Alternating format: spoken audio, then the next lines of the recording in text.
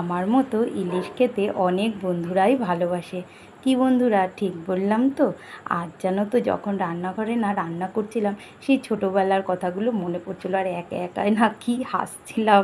তো মেয়ে এসে বলছে, মা তুমি হাসছো কেন? তো ওকে না একটা গল্প শোনালাম। কি জানো তো, সেই ছোটোবেলায় যখন স্কুলে যেতাম না, বাড়ি থেকে যদি দেখে যেতাম যে বাবা ইলিশ মাছ এনেছে, তাহলে যেন স্কুল ছুটির পরে বাড়ি ফেরার বড্ড তাড়া থাকতো। মানে ছুটি হওয়ার পরে আর দাঁড়ানো নেই, সোজা একবারে বাড়ি, কি না বাড়ি গিয়ে ইলিশ মাছ দিয়ে ভাত খাবো। তোমরা কে কে আমার মতো এরকম করতে, আমাকে কিন্তু কমেন্ট করে জানিও।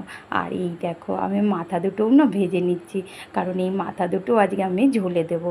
কারণ ইলিশ মাছের মাথা খেতেও আমার ভীষণই ভালো লাগে। আর আমাদের বাড়িতে এই মাথা টাথা কাটা কেউ খেতে ভালোবাসে না। যত কাটা বলো, মাছের মাথা বলো, যা কিছুই, সমস্ত কিছু আমাকেই খেতে হয়। যাই হোক, আজকে ইলিশ মাছটা আমি করেছিলাম।